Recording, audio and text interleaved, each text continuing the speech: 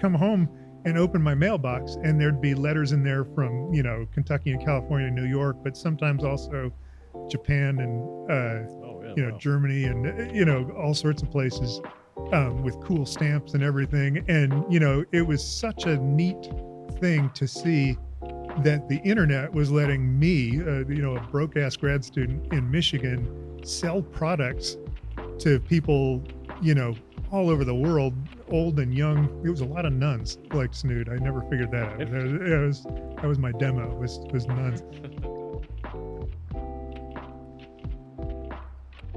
Welcome to the podcast. Thanks. Really happy to be here. Thank you. Yeah, I've never really met you before, but I saw you recently at the Idiot Box on one of the new shows. We're doing like the hybrid shows where it's like comedy and improv or sketch. Yeah, that's a lot of fun. It's Yeah. new to me too.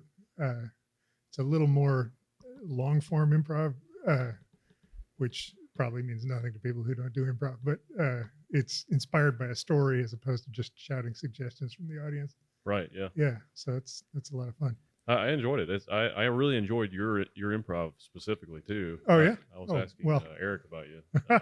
Oh cool. Yeah, it's I've been doing that since 2006. Wow. At the Idiot Box, so it's been kind of my midlife thing on until now. Yeah, that was neat.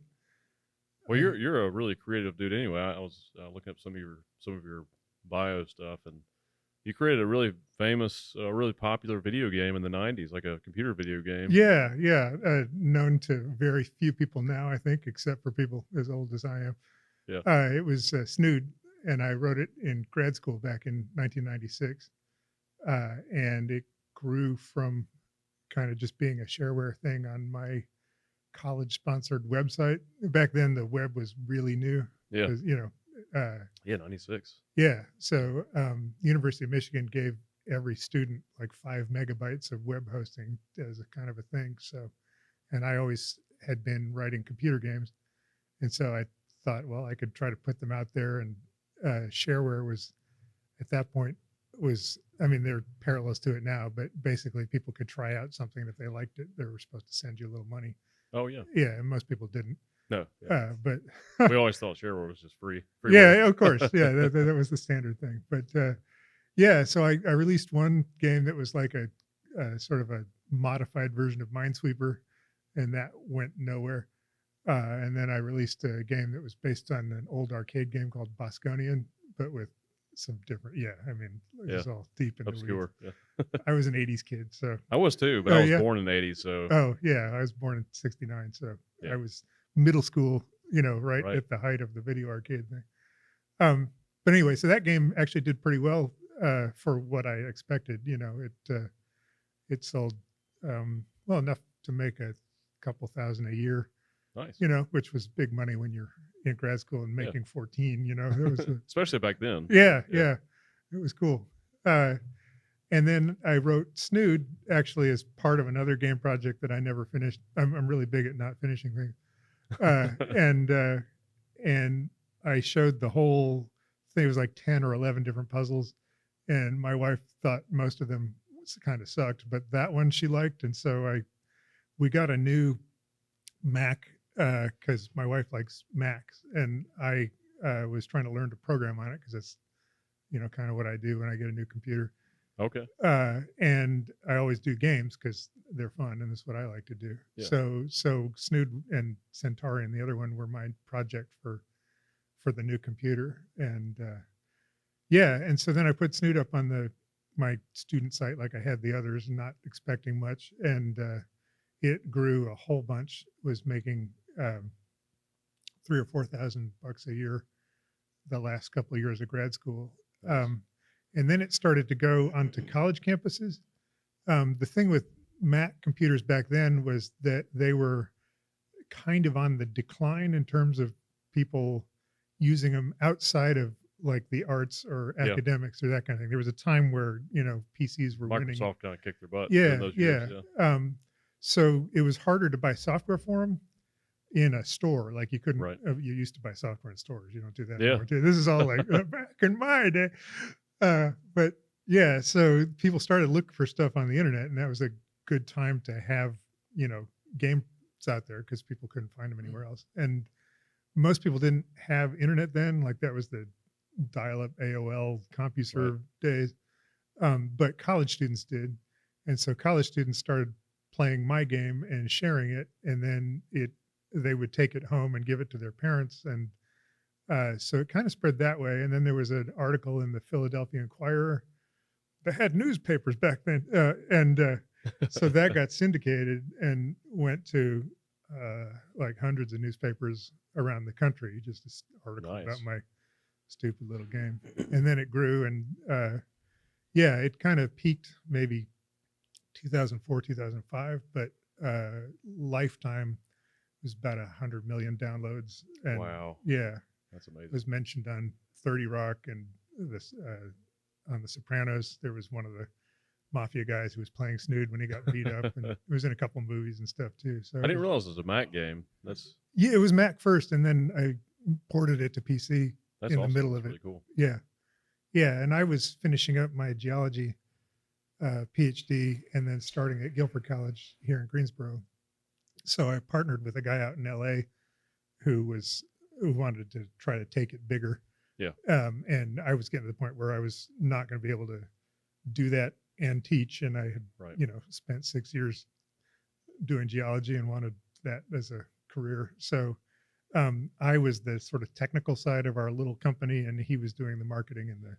Did you minor in computer science or no programming? No. It was just a hobby. Yeah. My dad got one of the early IBM PCs, the ones with the like green screen, the compatibles or whatever. Yeah. No, not even. It was before that. It was the original kind of boxy. This is 1984. Oh, yeah. Okay. Yeah, where it's just a monitor and it only does text and green the letters. keyboard's attached. Yeah. So we had one of those early on. That's where I really got started. Not any big hack or anything, but just writing a bunch of games when I was a kid. That's cool, man. I got into computers when I was probably about 12 or 13. My one of my best friends, my neighbor, he was my neighbor at the time. His dad was really big into computers, and he got some early IBMs. Yeah. And I remember, I think it was 92 or 93 when Wolfenstein came out. Oh yeah. And his my friend's older brother actually ran a bulletin board too back in the mid 90s. Yeah. But we would play Wolfenstein. Actually, we'd play. It was the next year, Doom, when Doom came out. Yeah, Doom was the big one. We would play Doom over the modem. Oh wow, yeah. it was fun. It was like the most fun thing I ever done. Oh yeah, the first time I saw that, I remember I was early in grad school and over at a friend's house who lived in Ann Arbor. He'd come back there after college, and we downloaded it. It took like 3 hours for nothing, but and we played it, and we were like, whoa, you can aim up. Because Wolfenstein, you couldn't aim up. It was all like side to side. So it was, that was a huge change there with the Doom thing. It was really the first, it was the first immersive experience I ever had where it was so amazing seeing someone else's character from another play, like they were at their house. Yeah. And watching them run around and actually play against you. I was like, oh, wow, totally. We're like in this digital world together. It was really fascinating. Yeah. And there were so many 80s movies where that was supposed to be a thing. You got plopped into the the cyberverse or something. Yeah, back then it was like the thought of virtual reality was, back then it was like, is this possible? Could we eventually have VR? Right. Yeah. And the way they imagined it was so cheesy. Like everybody will light up suits and things. But that was a crazy fun time to if you go back and play those things now, they're like so bad. Oh yeah, they're horrible. It's so strange to me. Like still fun though. Yeah, I go back and play games that I played for hundreds of hours. Yeah, and I'm like, well, this is lame. But we used to go in and redraw all the characters and create new. Oh yeah, modded or something. Yeah. Well, one of my proudest moments as a kid in terms of the programming saga was I really wanted to do color graphics. Like that was such a big deal. And the early IBM PCs could only do that if you got a special graphics card. Oh, okay. And then you could get 4 colors. Oh, wow. Yeah, CGA back in those days. So Would that when be would that be 4-bit? 2-bit 2-bit, okay. for possibilities. Yeah, Yeah, okay. but they had two choices of your color palette. It was either red, yellow, green, and black, or it was white, cyan, magenta, and black.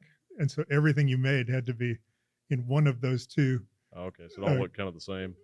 yeah. Oh, it was so weak. But when I was 14, that was like how computers got on. And it wasn't even like you had to get an adapter and put it on your TV to even see it for most of the time. But Oh, okay. they came out with color monitors that could handle this stuff. And as an ambitious 14-year-old, the only job I could get was detasseling corn in Iowa, where you go up and Oh, down yeah. corn rows and pull the male parts out of corn plants. Wow. Very Freudian career that was. But yeah, so I did that for a whole summer and earned, $500 and was able to buy a color monitor. And that was like, I was so pleased with myself at 14. That's awesome. But yeah, that's how I got into a lot of the game programming, was playing around with that for the rest of junior high and high school. So Yeah, that the 90s, it's almost like 1990 was the shift from analog to digital, or right in that area. It was, it was really, I guess, from the 70s up through the 90s. But from my childhood, like the 80s were very analog, and then yeah, the 90s it was very digital. Like it was, yeah, the yeah. world Well, changed yeah, when the tremendously. web showed up, it actually was weird because it seemed like it was a cool thing, but it didn't seem like it was going to become like everything that you did all the time. Yeah, like only You know, nerds cared about it. yeah, yeah. Like, I had an email account in college, but there weren't that many people to write because most of the email accounts were just military or university. Right. And, all my friends were on campus, and I wrote my parents a couple times, but it was easier just to call them, Sure. so like even then that was, I don't know, 1989, 1990, it was there, but there wasn't that much to do. And I was too busy to get on like AOL chat rooms and stuff. Right. So I didn't really dive into it until I got into grad school in the early 90s. So yeah, but that was, you hear about like when cars started appearing or when TVs showed up and, just radically changed society. And, I think that was for people my age and maybe your age, that was that moment where everything shifted to kind of a new way of doing things. And I think for my kids, it's been cell phones, which is, to me, a little bit of a smaller scale thing because it's just a new way to access all this stuff. But actually, it's, carrying a computer around with you all the time. Yeah, a is powerful computer. Yeah, a really powerful computer is that's going to be something I think that when you look back, I mean, when you're in the middle of it, you're like, hey, they're computers now, they're cool, but you don't really realize that. Right. Well, I'm not sure you've seen the new Yeah. the new Apple headset that's coming out next year. Like a VR thing. AR VR headset. Yeah. I think that's going to replace laptops. I think that's like a new MacBook Pro on your face. It's Yeah. Uh-huh. It's going to be pretty amazing. I think whenever I try that stuff, I want to barf. Like, not because of All motion distaste, sickness. but just like I have to barf. Yeah. Yeah. And so I don't know how they're gonna deal with that part of it. Yeah. I fortunately I don't have any issues with motion sickness, but Yeah. my wife and my daughter do. So Yeah. they can only be in VR for a little while before they start to get uncomfortable. Yeah. That's my experience. But I think with Apple though, I think theirs maybe they have something that helps with that. Yeah. And the AR aspect of it may help a lot too if you're just using Right. AR. If you're looking at it the real world Yeah. and things just pop up, that's a lot different from if they're trying to simulate the whole thing. I've thought about that too. There's got to be I'm sure we'll figure out something, a solution for that. Yeah. I hope so. Have to. Yeah. There's a lot of people that have issues with that. Yeah. As a marine geologist, getting seasick is kind of embarrassing. So I'm curious about the geology too, man. Yeah. I've been diving into the ancient civilization. Oh, that whole community. Yeah. All the ancient civilization research about, there's a good potential, or there's a good likelihood that there were early civilizations that are completely lost. Like and now there's a lot of evidence that, even some of the ancient artifacts that we found from Egypt and around the world are probably much older than we previously thought they were. Now that geologists are getting involved and and they're starting and experts in stonework and stuff like that. Because you'll see a lot of these, especially in Egypt. You look like the pyramids, and when you look at the construction of these things, like these stones are 80 tons, some of them. Yeah. And there's like 2 million stones in the Great Pyramid or something. And the stonework that was done is like machined work. It's so perfect, and there's no mortar. It's everything is just like perfectly fit together. And then they've got these stone boxes inside some of these structures that are, they look like they've been machined out of granite, and the tolerances are like 1,000th of an inch or something, and it's pretty incredible because like the ancient Egyptians they had copper tools and stuff like that, and I don't know if you've seen any of the it's not pottery, it's stoneware. Have you seen the stoneware from ancient Egypt? Just some of it in museums and stuff. I haven't looked So deep into it. they found like 40,000 pieces, like 40+ thousand pieces of this stoneware underneath one of the pyramids, I believe, or one of the tombs maybe. And it's these stone pots and vases and plates and stuff. They're perfectly made. Like they're within 1,000th of an inch tolerance all the way around, and they're carved out of solid pieces of granite. Like it looks like they were made in a CNC machine. Yeah. And there's some companies now that are actually studying these pieces to find out, how they could have been made and how perfect they really are. And there's so many of them. They had to be mass produced. And the reason they're attributed to like the first or second dynasty is because, like a lot of the pieces will have some insignia carved in the side of it, but it's like scratched into the side of it really sloppily. And it's like the person who made this clearly didn't scratch this thing into the side of it.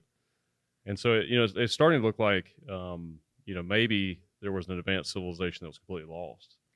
And then there's some evidence of a cataclysm too, that maybe a comet hit the planet around 12,000 years ago. I don't know think anything about that. There's the Younger Dryas period, Yeah. 12,300 years ago or something like that, where the ice age ended, and they think that now there's a lot of evidence globally that there was a comet impact in the northern hemisphere that hit the polar ice caps and maybe just instantly melted all those ice sheets and caused a lot of erosion and maybe wiped out a lot of civilizations back then. Or that's not consistent with the current thinking of the geologic community. Well, yeah, it's going to take a long Yeah. time for these shifts to happen. It's like they just found out that the universe is much older than they thought. They just recently found out that they've recently found with the new Webb telescope, they found galaxies in what should be the early part of the universe that shouldn't have galaxies. They're actually bigger and more developed than our galaxy, and that's a big problem with our timeline. So now it's looking like we have to rethink a lot of stuff. Yeah, Still in the 13.7 billion camp. yeah, But so yeah. now they're saying maybe it's 30 billion or something. Yeah. Oh yeah, I haven't read that, but I haven't been in academics for a couple of years now. I've been focusing on writing. But the Ice Age thing, I do know about that. There's a lot of speculation about that because the last melting of the last Ice Age, which started about 20,000 years ago, did create global sea level rise, would have been disruptive to a lot of civilizations. Agriculture starting, at least in the traditional view. I don't know about your ancient society thing, but that's 17,000 ish.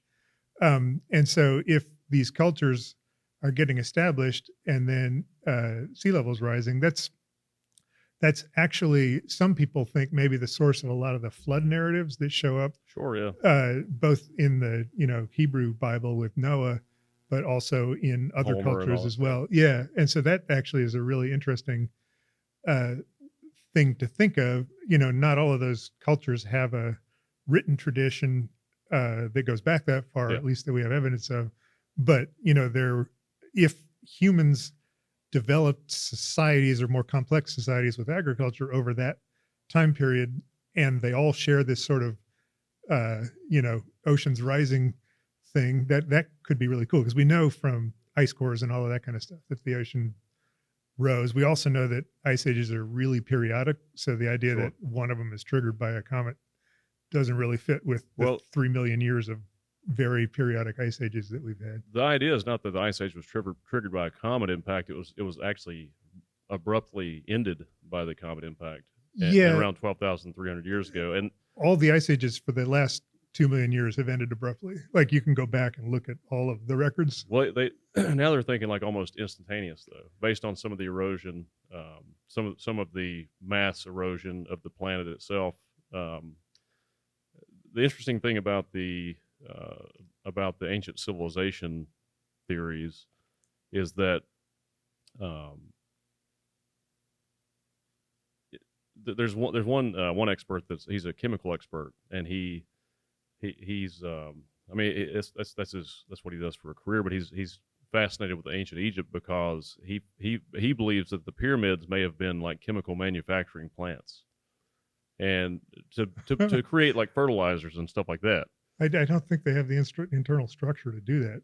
I mean, Well, he shows the diagrams and shows how they work currently today, like how these plants work and how the different chambers would be a part of the chemical process, and Okay. pumping water into the pyramids.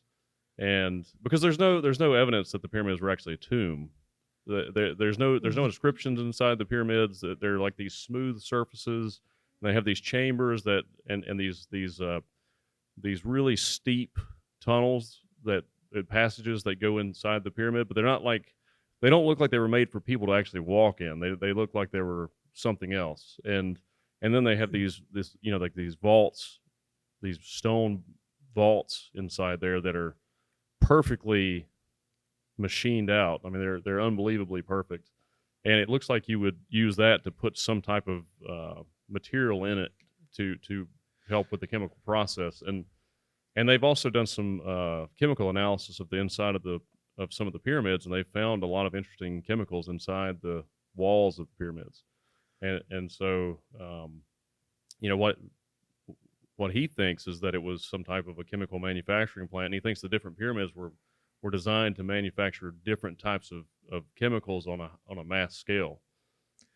Yeah, so I haven't read any of the stuff that you're looking at, and I don't mean to be like a skeptic, rain on a parade kind of guy, but in my career doing science and teaching science, you often run into explanations like these that seem to be, creative and sort of groundbreaking, that end up being not at all the way.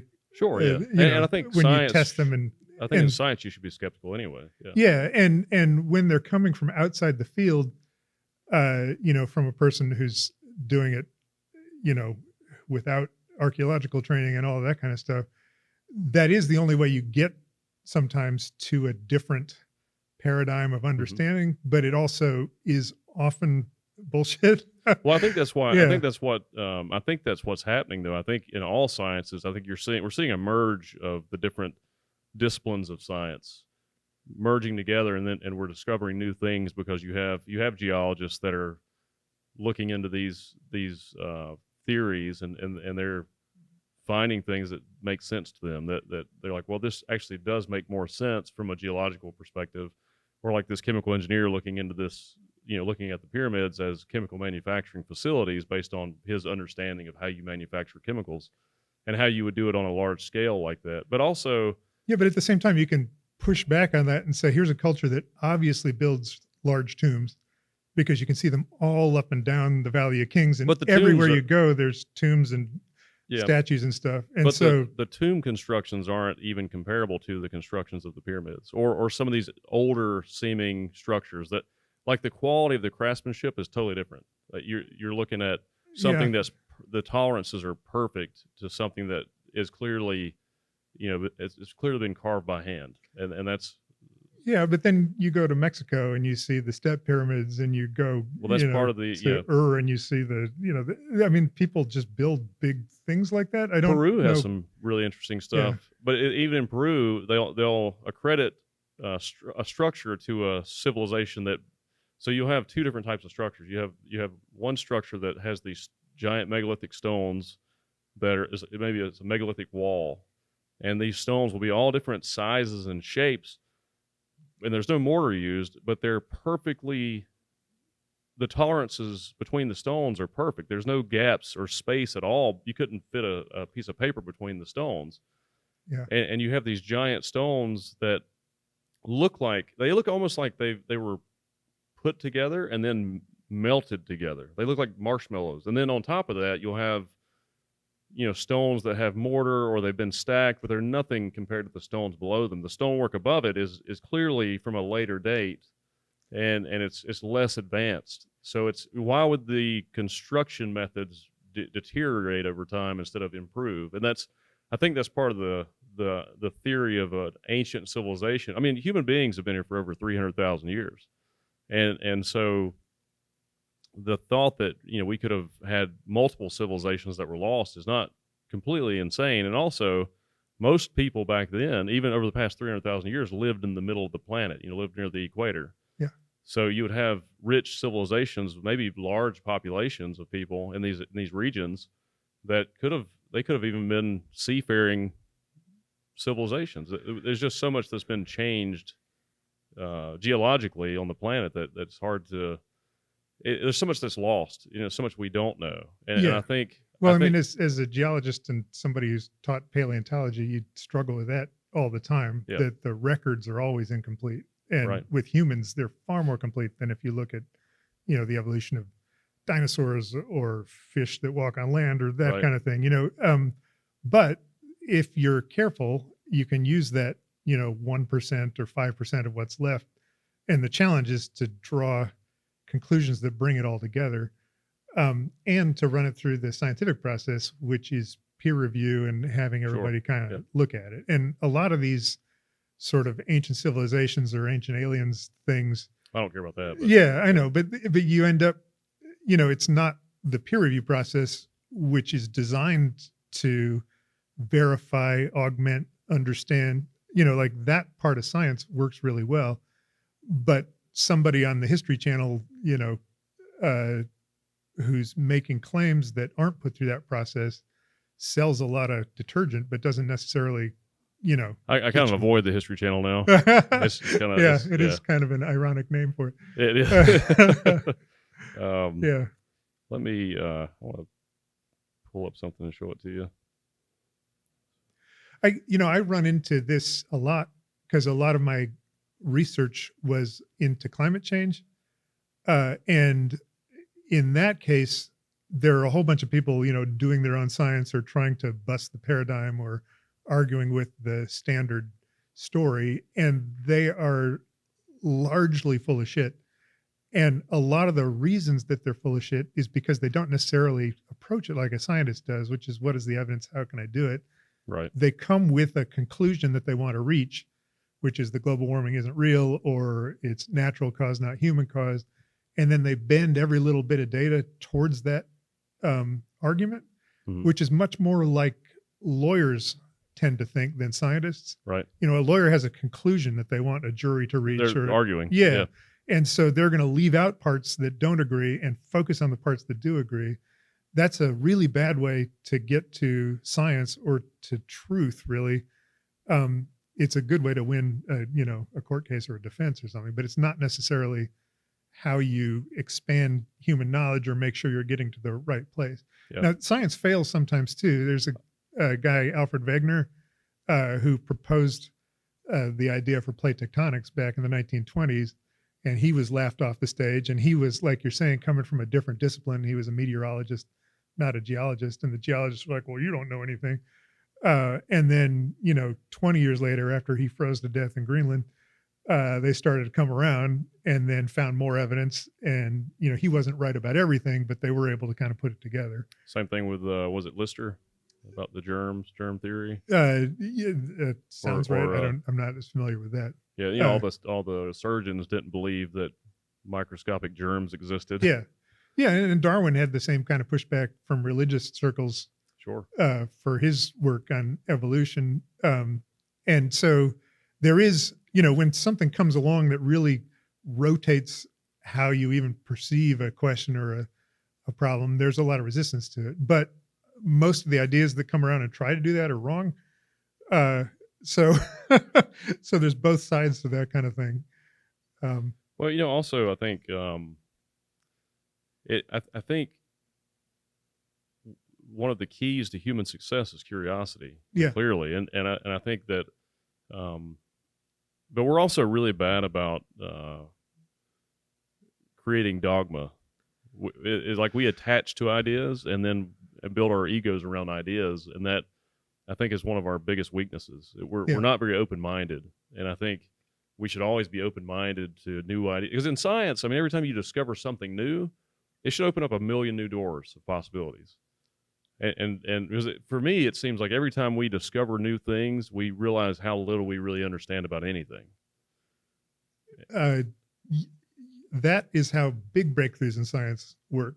Yeah. The day-to-day is more like publishing a paper that expands a little bit of something, an increment, Yeah. so that we understand it better. And it's only when somebody sort of visionary takes a bunch of those different observations and comes up with a new way of looking at it that you make Right. those jumps that you're talking about. But most working scientists are pushing the margins, Slowly. finding new stuff. And that's how it should be. That's Yeah, how it works. Yeah. And what you're talking about, with carefully shaped stones or stonework that seems too precise could be that kind of observation, but it needs to be verified and placed in a context and reviewed by everybody else working on the area, as opposed to. There's a lot of resistance to reviewing it, though. That's the strange. Well, if it's thing. stupid enough, then scientists don't want to, which is a challenge for actual groundbreaking ideas, but is a healthy resistance to going off in a bunch of dead end directions. And I see that with climate change all the time. Somebody's like, well, what about this set of tree rings that doesn't seem, well, there are a lot of sets of tree rings, and if 99%. Well, clearly we affect the climate because we put carbon in the air. Yeah, right. Yeah. I mean, it's a, how detrimental that will be, we don't really know yet, but we'll find out. We have a pretty good idea. But we also the way I look at stuff like that too is that technology is exponential, and the technologies that solve the problems are exponential also, just like the ones that create the problems. And so as we advance and correct these things, and we find better ways to create energy and transportation, we also solve those problems too. And so I think in a couple hundred years we'll look back, or people will look back at us and be like, man, they were so primitive. Like they were, they did things in such a primitive way. And in the future, we'll probably harness all of our energy from the sun, from just solar power. Yeah, I totally buy into that and hope that that's true. If not, we won't be here probably. Well, but I don't know about that. See, I think we have a 20th or 21st century bias in terms of how much progress there is and how much is sustainable. Because if you look at the end of the 20th century and you took somebody from there who has the internet and a laptop and a cell phone and a car, and you have that person talk to somebody from 1900, who's riding a horse, who might not be able to read, Right. And you look at that level and, airplanes, what are those? There's a balloon or whatever. That level of increase is exponential and huge. But if you took somebody from 1400 and had them talk to somebody from 1300, they're living largely the same life. Yeah. And for most of human history, the curve has been real slow, and now it's starting to but really I think ramp. it's actually been linear or even static for a long time. So I think there are moments where there are these jumps. And one of them is, the development of agriculture takes us from, being hunter-gatherers living in small communities, because that's all we can sustain, to communities where you've got a whole bunch of people who farm, but that enables a whole bunch of other people to study technology, to do science, to develop military options that the hunter-gatherers don't have. And so that's a groundbreaking revolution. And for us, it was carbon-based fuels, right? So we go to coal, to oil, and suddenly we have all this stored energy that we can kind of devote to technology to make farming more efficient, to liberate people from drudgery on farms, to drudgery in factories, and then to the kind of technological society we have now with a lot more prosperity and a lot more options. But that happened because we got to that new sort of energy source, I think, and a whole bunch of other, Sure. technological developments. But that's the big change from 1900 to 2000, right? And so you're going to need something to fuel that, and maybe computing technology is what fuels it for the next 80 years. But at some point, we're going to run out of those jumps. And so instead of exponential, I kind of think we go along and then we step up to some new place and kind of hang out there for a while. Are you familiar with Ray Kurzweil? No, I'm not. He's a brilliant futurist and entrepreneur and scientist, and he's one of the top. I think he's the head of Google's AI. Oh, the guy who just Pardon? left and then was talking about how bad AI was, or is this Not that guy. This is okay. a different guy. He's still there. Ray Kurzweil is the guy that developed the. He's also a programmer. He's the guy that created the software that emulates real instruments. He's the first person that created software that would emulate real pianos. Oh, okay, cool. And on a perfect level, so you can't tell it's indiscernible, and many other things. But he wrote a book back in the 90s or early 2000s called "The Singularity Is Near," and he explains the exponential growth of technology, and the reason you don't see a lot of change in our history that we know of is because it starts off really slow, because a lot of things have to happen for it to really ramp up. But if you look at and I've talked about this before on here, but if you look at the technology today, like where we are technologically today, the slope is much steeper, and it's all technology. It's not just computer technology, digital tech. It's all technology, and what we're seeing now is if you take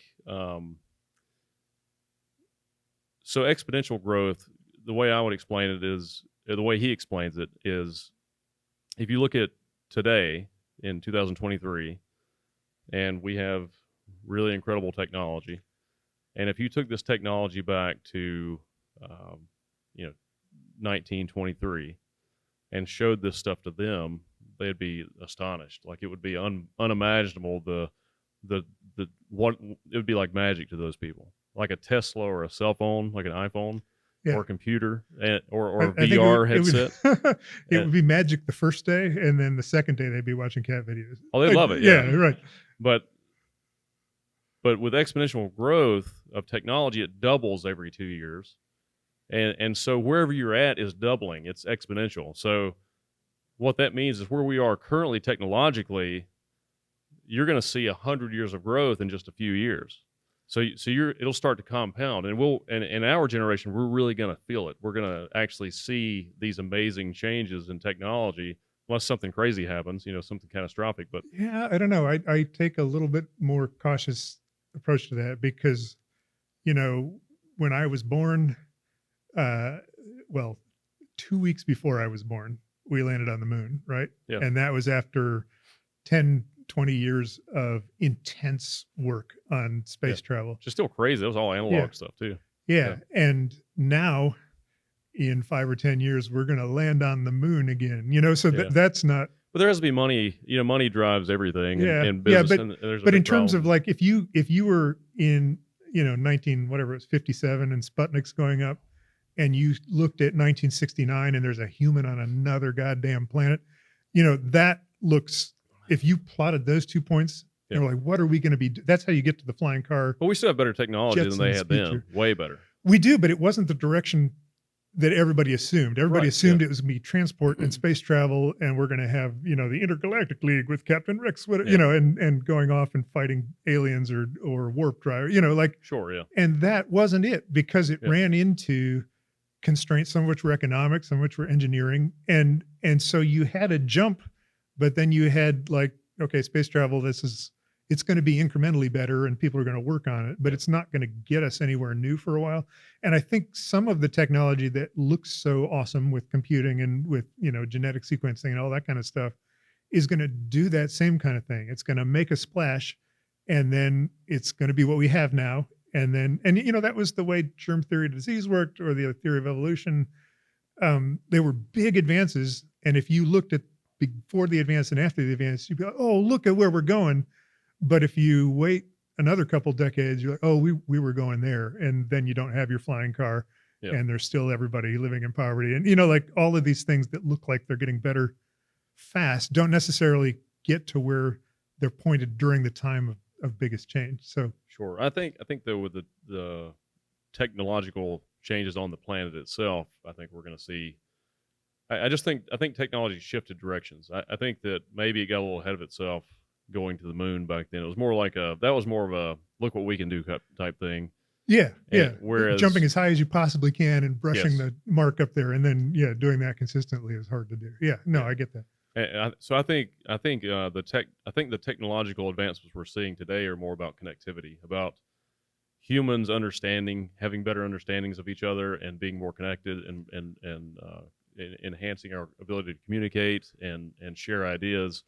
And there's also the fear of this technology being used against us. But I think historically technology has been decentralizing, so I feel hopeful that maybe it'll break down some of these power structures.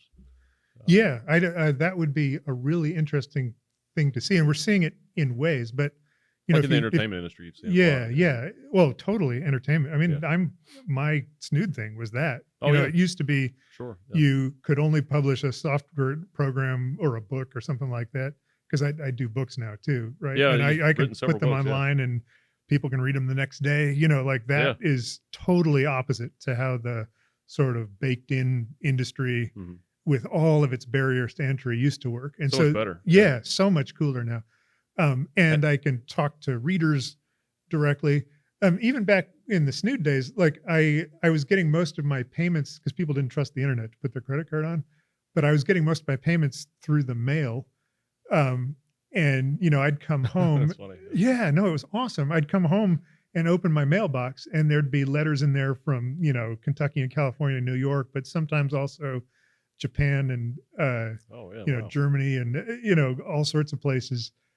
With cool stamps and everything. And, it was such a neat thing to see that the internet was letting me, a broke ass grad student in Michigan, sell products to people, all over the world, old and young. It was a lot of nuns like Snood. I never figured that out. That was my demo was nuns.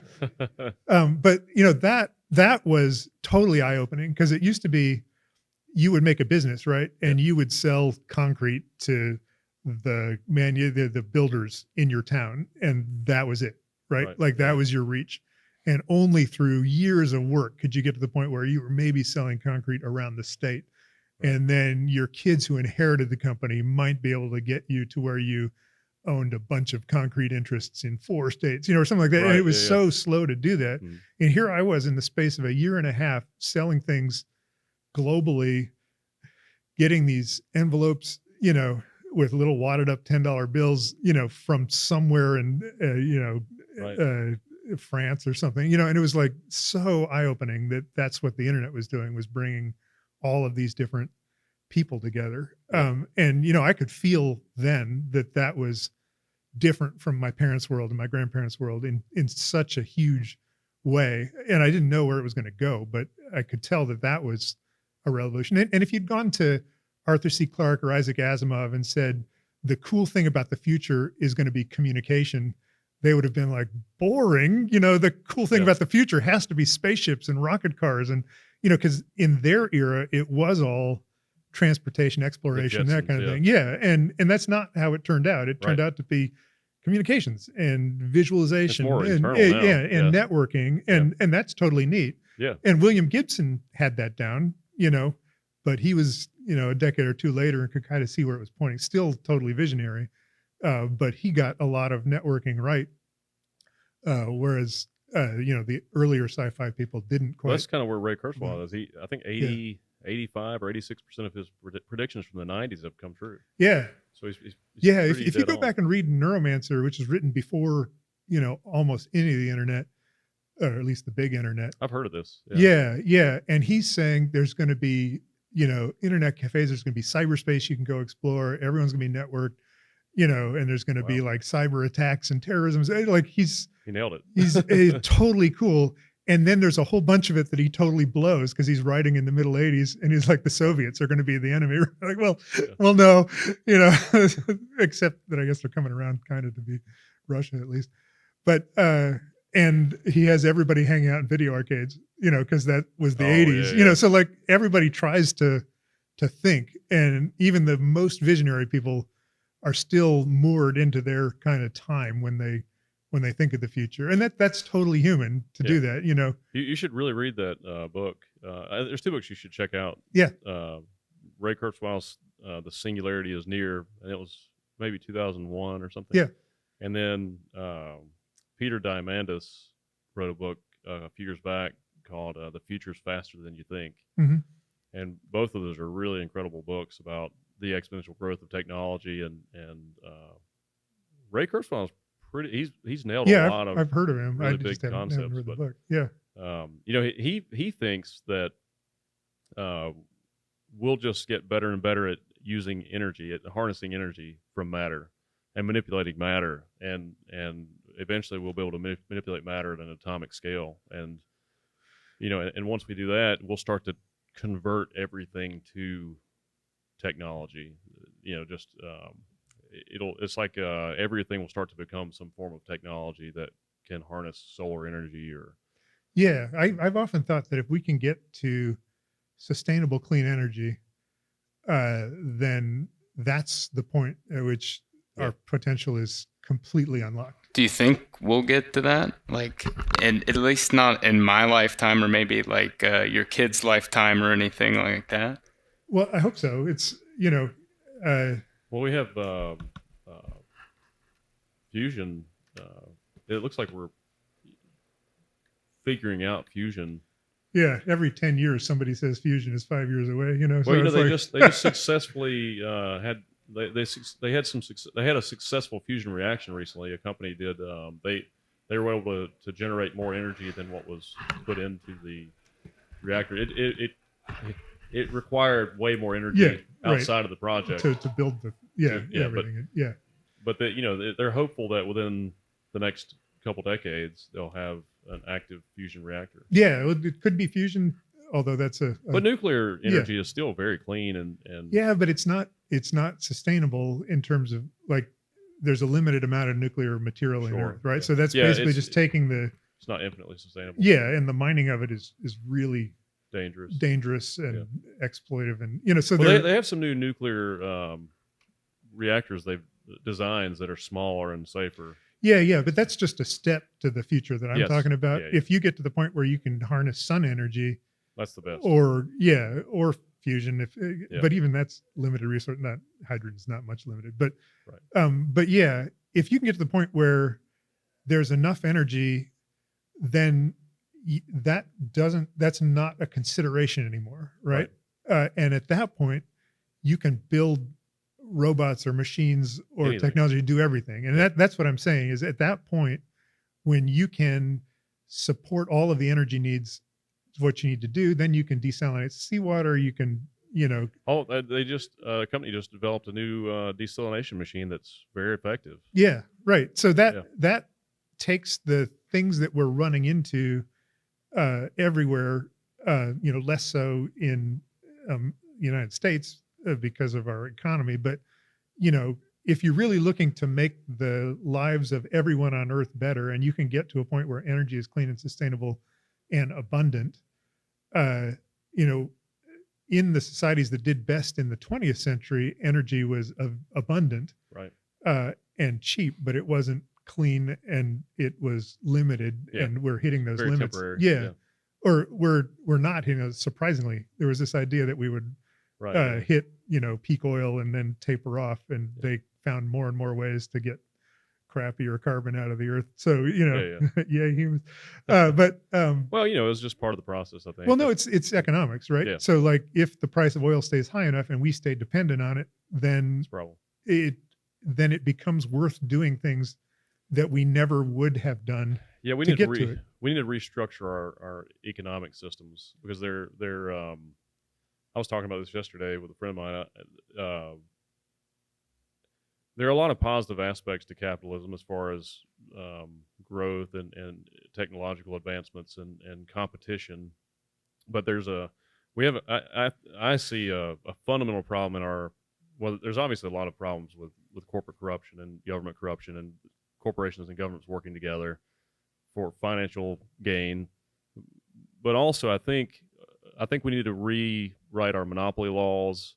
We need to take financial interests out of medicine and healthcare and energy, or change it. And I think because the problem I have with capitalism, if it's unregulated, it just becomes this monster that absorbs everything. And so like we have monopoly laws now, so that one company, so that Apple doesn't buy Samsung and all the other companies and then have one giant company that controls all the communications, because that's what they would do. And because if I can buy everything, then everybody has to pay me to use it, and that's real problematic. I think it should be a structure set up where you have a company like Apple, and once a company reaches a certain net worth or financial worth, then it starts to break off into multiple companies, and then you have divisions of this company. So maybe it works more like a franchise, and each one of these divisions is owned by the employees of that division, and then a percentage of that company can go back to the main branch of the company. But Apple becomes 1,000 companies instead of just one big slow machine that's just trying to absorb everything at whatever way it can do it just to make profit. I think we need to change the goals of companies and the corporate structures of companies, and just the structure of companies and of society it just seems like every time power gets too clumped together and too centralized, it damages things. Yeah, well, I kind of think that capitalism is an engine or a machine that builds some really great things. Yeah. You know, like it unfettered capitalism, not quite unfettered, but that was introduced in the American democracy, you know, with the revolution, led to America, after, you know, a whole bunch of crappy stuff like slavery and westward expansion, all that kind of stuff. But it did take America farther, faster than, you know, monarchies and government control of resources and business, which had been sort of the British model, and then the model was kind of the whole world's model before. Well, but and so it's a powerful engine to accomplish stuff. But what I think we're realizing now is we don't necessarily like everything that it builds, right? Because it builds, you know, structural poverty, it builds entrenched wealth, it builds political influence and even corruption. It also like limits your options. Eventually it limits your options. You start out with a bunch of options, and then at the end of the day, you have 5 companies that control all of your food. Totally, yeah. Or one company that does your electricity, right? Yeah. Like you can't not have Duke Power here, and they're a company that is as skeevy as they come, you know. Right. So and that there are things that should be public, run in the public interest. Mm-hmm. And healthcare is one of those, you know, utilities. Well, at least the research for healthcare, right? So the research, if it's going to be funded publicly, if we're going to fund it with our tax dollars, it should be done by a nonprofit organization that has no conflicts of interest, and the scientists can be well paid. Yeah, I think politicians should be paid a lot more. I think if you want to eliminate corruption in politics, you pay them a lot more. Because you have 550 people running a country with 340 million people. I think you know, it's I think there's a bigger problem than their salary. I think what's financial interests. Yeah, totally. No, I think that's the area of the problem. I mean, also sociopaths are attracted to politics. That's a big problem too. But you know. Yeah, well, and there's Citizens United and all the other things that sort of, and the congressional reporting stuff, and then there's no consequences if you don't. I mean, look at Clarence Thomas. He's like taking money from everybody and getting loans forgiven. There's no way to like insider trading. Rampant. Yeah, absolutely. Yeah. And you know, that's something that's just, so yeah, there's a lot of things to fix. But it may be that capitalism gets us, you know, to a certain point and no farther. And then, you know, like fossil fuels, starts to kind of pollute the area in which it operates. Well, I think it's happening. We're seeing this, you know, and there's no reason that the lower class should be growing in 2023 in the United Absolutely, States. right? It Yeah, I should mean, be your positive vision of this exponential growth shouldn't create a whole bunch more well, that's poor people who have to work longer right. hours for less. You know, I mean, that's Yeah, it's and a yet form wages of stagnated slavery. in the 70s and have gone nowhere, while the upper classes are far better off than the upper classes of the 60s and 70s. So yeah, unequal Billionaire distribution of welfare. what's that? Billionaire welfare. Yeah, totally. Yeah. And all of these regressive social policies and tax laws and all that.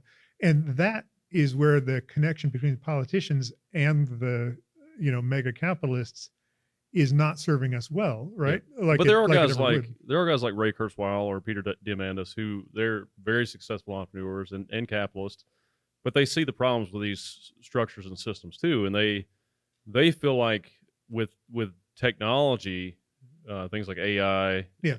These really advanced technologies, that these things can be used to break up these structures and restructure these systems where they're more efficient. There's more diversity in the system, so you have better quality products and better quality work environments and higher pay, higher wages. There's I think we have the technological capability of raising the floor in society to a reasonable place where there is no poverty, where the floor is not a bad place to be. If Yeah. you're a cashier or an entry level worker, like you still have all your basic needs and you have a decent life, but then you can still have this capitalist system where you can soar to whatever height you want to. You just can't have power over other people, and you can't create a machine that absorbs all the other machines. But I think the floor you're talking about is really important, but I think there also kind of needs to be a ceiling because Maybe. well, and you get there through progressive taxation, which we kind of gave up on in the Well, I think 80s. I think you reimagine how currency works too. I don't think you Yeah. necessarily have to have a ceiling. I think the ceiling becomes so- unimportant. I think that if you structure the system correctly, then eventually money doesn't really matter. There's not really a The Star Trek world. Yeah. yeah. Right. I mean, realistically, if you think about what would the technology in this thing cost in the 80s, like millions of dollars. Yeah. To have all the things this provides, and it's just here.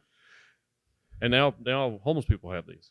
Yeah. So Yeah. Well, so yeah, the floor is super important, but I think the more billionaires you have, the more you've lost that potential to get a whole bunch of regular folks to a better place. well, I think you have and to, I'm not saying that you shouldn't be rewarded for initiative and risk and all that kind of stuff. Yeah. But so many of the billionaires start as millionaires because of their family situation or all that kind of thing. And until you kind of make opportunities more evenly available. well, actually, sorry to interrupt. I think around 85% of billionaires started on their own. They didn't come from wealth. Yeah, that's the narrative. But But I mean, I think that's true, and I don't. But it doesn't. if you it look doesn't at change if you what look you're at the saying. zip codes though. they were born in, I think you'd see that on their own. They didn't come out of poverty, most yeah, of them. right. But I grew up really poor, and I'm an outlier because I've done pretty well for someone that came out of poverty. But also it gives me perspective. I don't want to see people living in that situation. Yeah. 'Cause I saw my parents, waste their whole lives working for factories, and it just absorbed all of their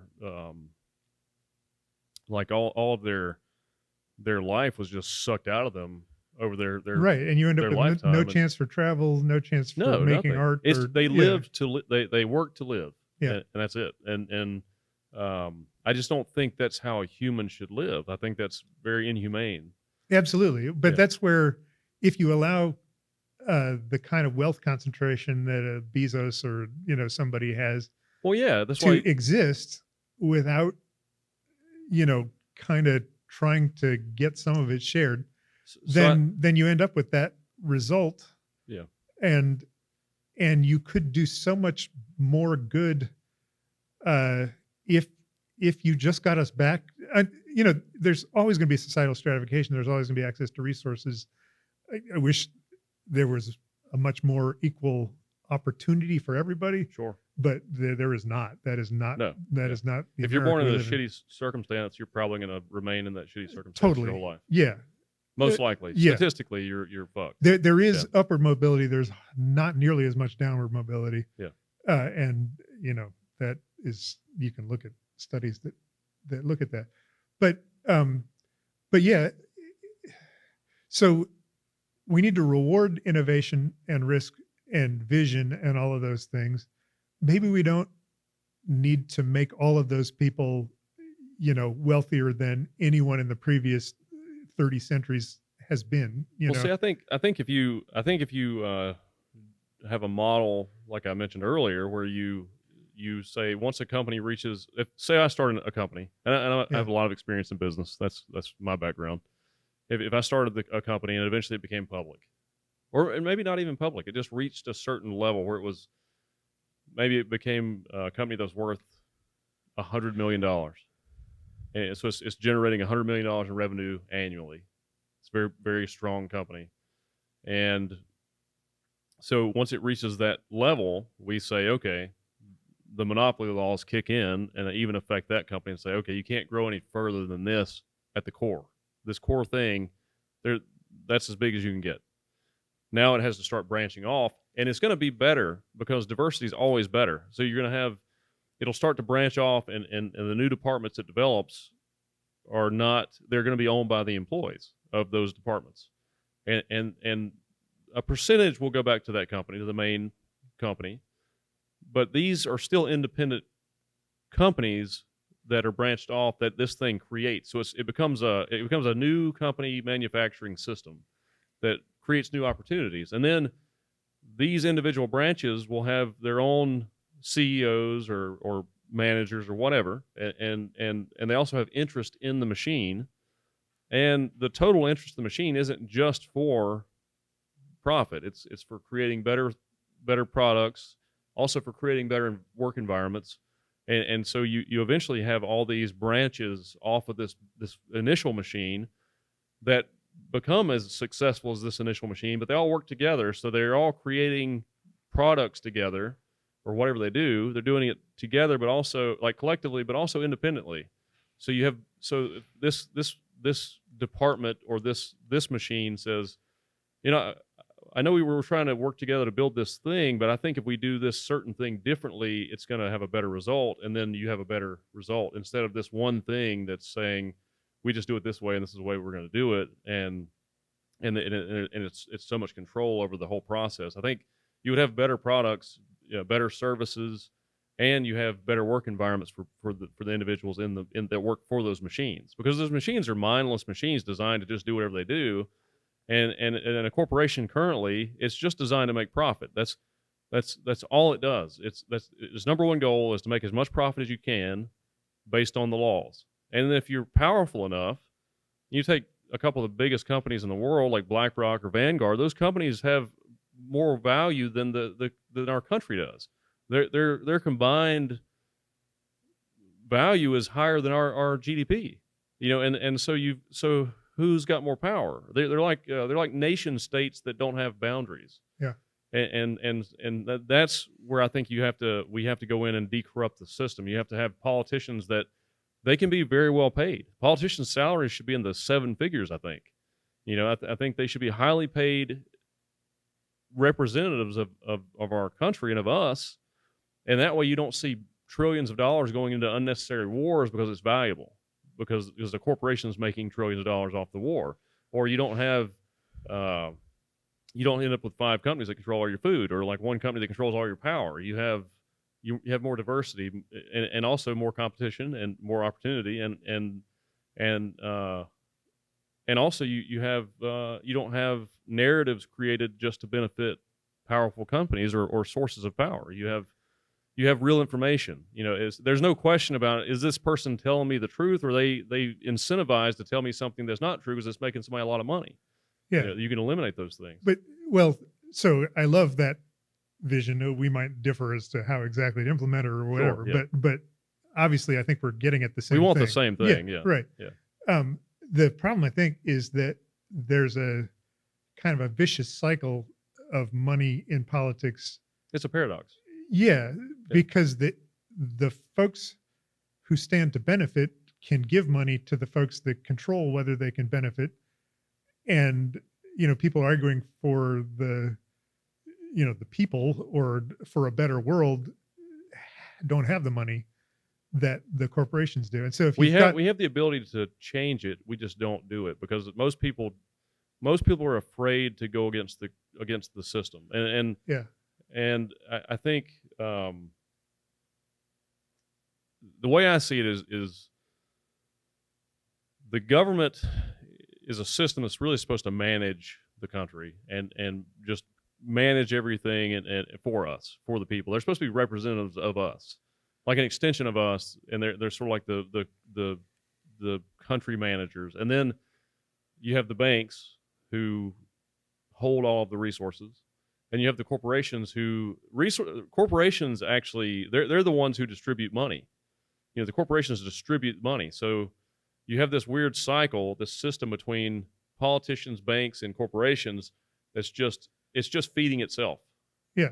And it's growing, and it's sucking the life out of all of us. Right. Well, and it's also using a lot of its resources to lie to folks or to distract them. Yeah. I mean, because our that biggest whole news system, companies are corporations. Yeah. Well, and every 5 years that system points to another group and says, look at them. This is the problem that's doing it, whether it's, terrorists or immigrants or gay people or whatever, that whole system wants you to be like, oh no, yeah, they're going to come for our jobs, or that's the safety threat, or how immoral is that? Right. And it's a distraction. It totally is. Yeah. And at the same time, those folks are voting for tax cuts, deregulating businesses, blocking universal health care, all the things that actually would help right. the quality of life. Well, both parties are working for the same right. people. It's like it's pro wrestling. They're just they pretend like they hate each other, and sometimes they do hate each other because they have different financial interests behind them. But they're all working for whatever's financially beneficial to them. Most of them, the vast majority of them. I think there's a difference in terms of which is more entranced with supporting business and not. I mean, that's been the party. I don't think so platform for anymore. 100 years. I think the whole establishment is pretty corrupt. Has been fairly corrupted by financial interests, and yeah, on both parties. I don't think we should have a party system. I think we should either have. I really think we should have no parties. I think politicians should run on their ideas, or you have. I would like to see a 3-party system where you have to have somebody from each party to represent each party. You have like you can have Republican, Democrat, and Independent, and you have these 3 different parties, and you have to have 3 representatives in each position of government, so you have an uneven number of each position, and then you also have to decorrupt the incentives. So you have to say, if you're a politician, you can have a good career, you'll make a lot of money. It's a high paying position. It's an esteemed position to have in society. And we're entrusting a lot of responsibility with you, so we're going to reward you for that. And we already spend the money anyway, so it would cost us way less to do this. And then you say, if you're a politician, you cannot invest in specific stocks. You can invest broadly into the stock market. So if the whole society is doing well, you're going to do well. Yeah. But you can't pick and choose the stocks that your buddies tell you to invest in, or the law is going to change and it's going to benefit you to invest in this specific stock. You can't do that. It has to be handled by maybe your stock investments are handled by a nonprofit, independent organization of people that cannot be corrupted financially, and they control your investments. And so these types of systems would solve those problems. Do put all of their wealth into blind trusts, and I mean that has been the tradition. It's not something that Trump did, or obviously. But now it's frowned upon within the establishment because a lot of them don't do that, and now and they don't want somebody coming in and being, and saying, well, you guys shouldn't do this because that's not fair. It's. But getting politicians who benefit from corruption to vote on anti-corruption laws. Well, we have to vote. Yeah. It's up to us to change it. They're not going to change it. Yeah, but we can't break through the system to put people in there who are going to do it. And then, it's information, right? Then you've got a whole court system that's been corrupted to block that kind of thing. It's independent journalism. We're getting farther and farther up up our own asses in terms of like trying to unwind this stuff. And it's not the first time it's happened. You know, you go back to the Gilded Age or whatever, and Oh, politics people was have always been corrupt. totally screwed up. And then you get times where it unwinds a little bit. And, you know, like the 40s, the 30s and 40s, you know, were a time when we actually did put regular people first and did a lot to kind of build in Social Security. So Yeah. old people wouldn't Sure. have to eat dog food, or, you know, Well, that even kind of thing. today, we could, if you could break up these monopoly companies, and you could create more diversity in these systems, I could see a society, a much more sustainable society, where you have smaller food processing centers, you have local community farms, and every community has its own farming system. And so, like, instead of going to a Food Line to buy my groceries, I go to the local farmers market to buy my groceries, or maybe the local markets, maybe Greensboro or the Triad has its own farming system, and all the local grocery stores here purchase all their food from this local system. Yeah. You know? Or maybe you purchase it from somebody in Washington, but our sustainably powered robot drone fleet delivers it to you. Sure. And everything is fine that way too. Maybe. Yeah. Yeah. Yeah, And so- maybe we'll see these things. I mean, with artificial intelligence, I feel really hopeful. I also feel really concerned too, but and the government's very concerned about it because they're trying to heavily regulate it. But Yeah. and it's something that should be heavily regulated if it's regulated by us, and that's where I worry about corporations or governments having that type of power, because you look at artificial intelligence, it's like an expression of the collective consciousness of humanity. So it's like you're asking all of us about a certain topic or a certain issue or how to solve a problem, and we may be really close to artificial general intelligence, where you have independent thinking conscious beings that are super intelligences, you know, like almost like a god that can do things we can't even comprehend. So that's there's a concern. I feel like it'll be a positive thing for society. I feel like it will decorrupt a lot of these systems because there's so many of them. There's 1,000 different companies developing artificial intelligence, and I don't see any way to stop it because everybody's doing it. The whole globe's doing it. So if we stop it, then someone else will do it and do it better than us, and then they'll just conquer us with it. You know, eventually it's going to be who has the most powerful machines rules the world. And Well, trusting a company to do the right thing with what they build as opposed to the profitable thing, you can't never trust a works. company Yeah. because a company has one goal. Yeah. But I think you can. The companies that leave things open source, I feel a lot better about. It's like that company is afraid to have that much power. Yeah. But also they're doing some really amazing things in small labs now too. I know. There's a new model that just came out, a new art model that just came out. The initial models were, I think, in the billions to create. There's a new model that just came out that's about on the level of Midjourney, which is like the best one, and that new model costs $26,000 to create. So it's exponentially cheaper by orders of magnitude than the original. That was just a few years ago. So are they paying the artists whose work is training it? Well, that's a big misconception about how AI works. These AI models, these large language models, they're not stealing other information. They learn the way a human learns. It's an artificial neural network. So it observes things and just like we do. It works in a very similar way. So they give it billions of weights of data, or trillions now, over about a 6-month period during the training cycle. And while it's being trained, it's just being shown these different pieces of information and data so it can understand the data. And it's just shown so much data, it's almost incomprehensible, the amount of data that it's shown, but it understands it. It's got this neural network like a brain, like us, and it's learning. And then all that data is taken away from it. It no longer has access to it. Now some of the models today have access to the internet, so they can access things, but they're not really learning. They've stopped the learning on it, so it can't just constantly become more advanced, because then they'd lose control of it. But well, it also starts to learn from things it makes itself, which that's true. Yeah. sends it down a degenerative pathway. They're able to.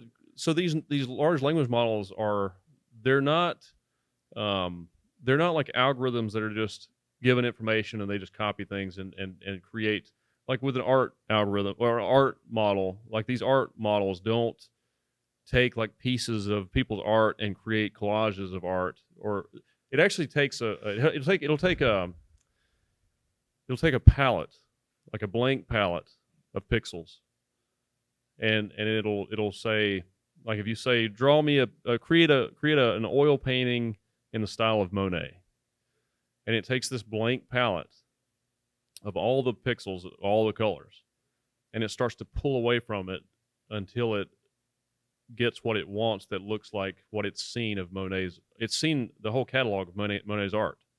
So it will create you a painting that looks like Monet painted it, but it's not copying Monet's painting. It's a truly unique first off piece of art. Now you will see like occasionally it's like watermarks and stuff because it's been trained on pieces of art that have watermarks, so it'll think, well, maybe it should have a thing here, or maybe I should do a signature here because I see a lot of signatures on art. It just thinks that's part of the art because it's not. It maybe doesn't completely understand the way we do about what that is or what the purpose of that signature is. But we'll quickly be past that. But it's not copying people's art. That's why they're going to lose all these lawsuits about copyright.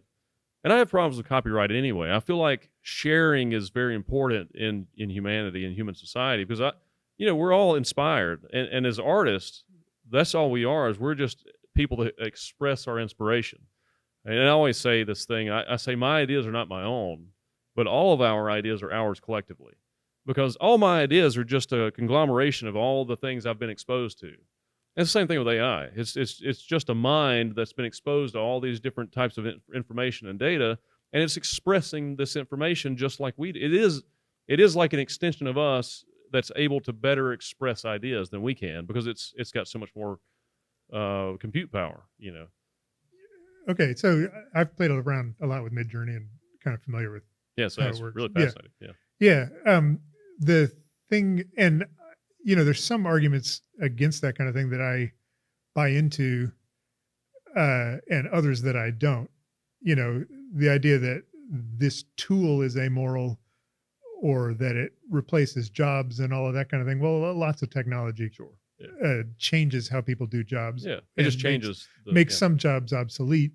So that part of it is, a little harder for me to stomach. But the idea that we shouldn't care that the people who design these things go and scrape without permission all sorts of stuff that then enables the AI, if you tell it to draw me, a thing in the style of, I don't know, Banksy or whatever. Yeah. And it puts together something that looks a lot like what Banksy would draw. That is, to some degree, what you're saying is true, that's no different from an art student sitting in a studio and watching it. But it's not, though, because it's a corporation that is removing the ability for people to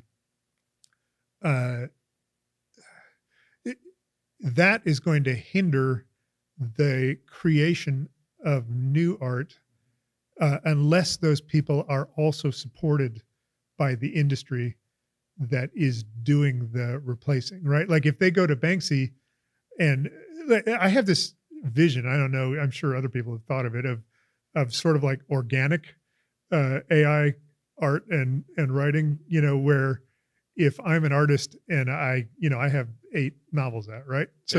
So I can go to the AI art people come to me and say, we'd like to train our student, even though it's a thing in a box with blinking lights.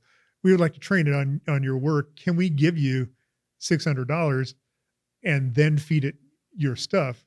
That is a much different transaction and actually supportive of me creating more art than going to a pirate site, downloading bootleg copies of my books, stuffing them in there, and then having somebody say, make me a novel the way that Dave Dobson would make. And, then I have not been supported, and they have used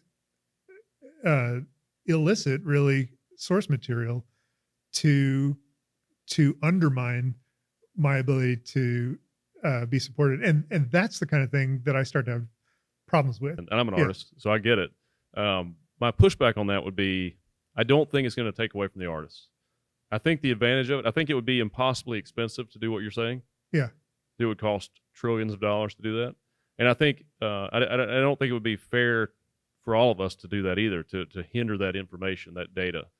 But the value I see in that is, as you as a writer or performer, whatever you're doing, like if you're writing a novel, so with the current AI language models, you could write a novel and you could just put it through the language model and have it use it as an editor. It could go through the whole thing and find any errors, any mistakes, give you ideas. And it would fix a solid 85% of them.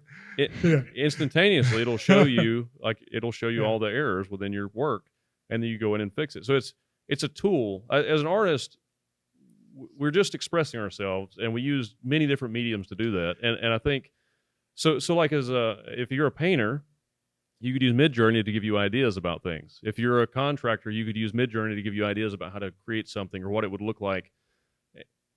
That I would never pay Midjourney or pay for a piece of artwork from Midjourney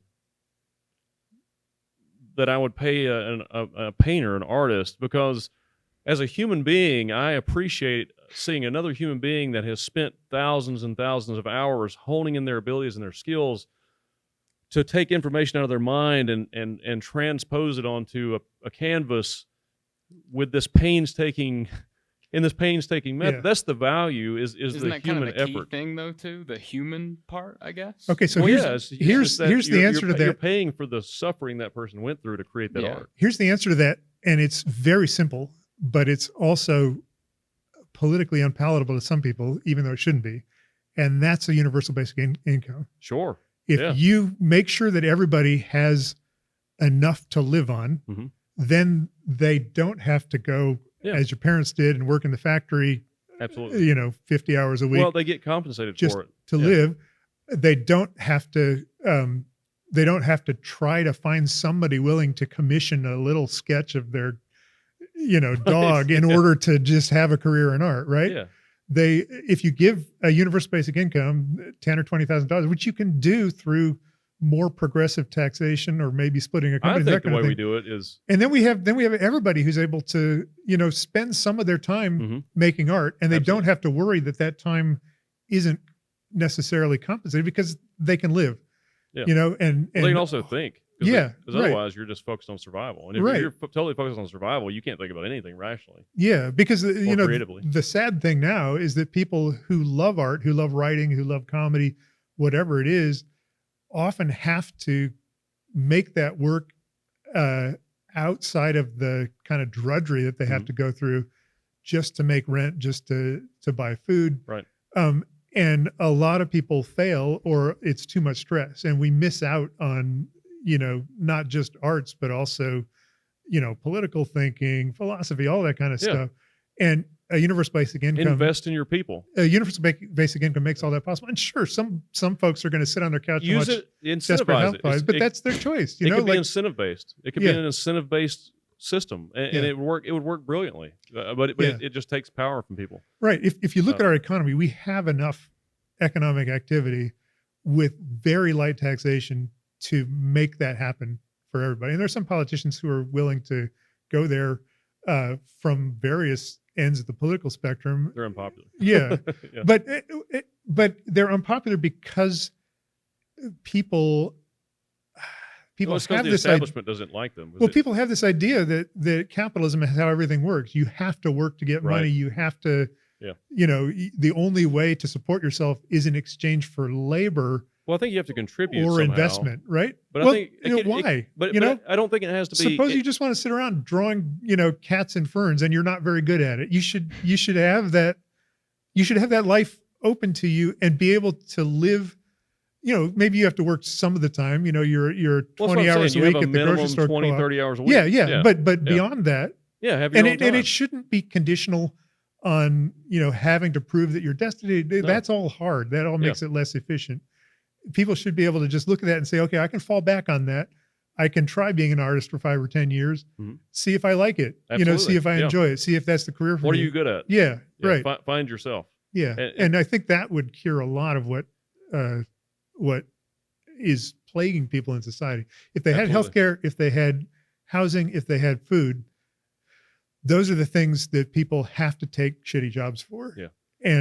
And often don't even get, because the shittiest jobs don't provide any of those things. Right. Yeah. Well, man, you're out of time. No, I gotta Can, go. can we do a part 2 on this? Can you Yeah, come back? sure. Okay, I want Yeah, to happy dig to. into this. Is gonna be fun. Yeah, I love talking right. about this stuff. Yeah, Yeah. So, Awesome. it's been a pleasure having you on. We're Yeah, gonna do a part thanks so 2. much. I hope you guys enjoyed the episode. Be sure to like and subscribe. We'll see you next week. I guess.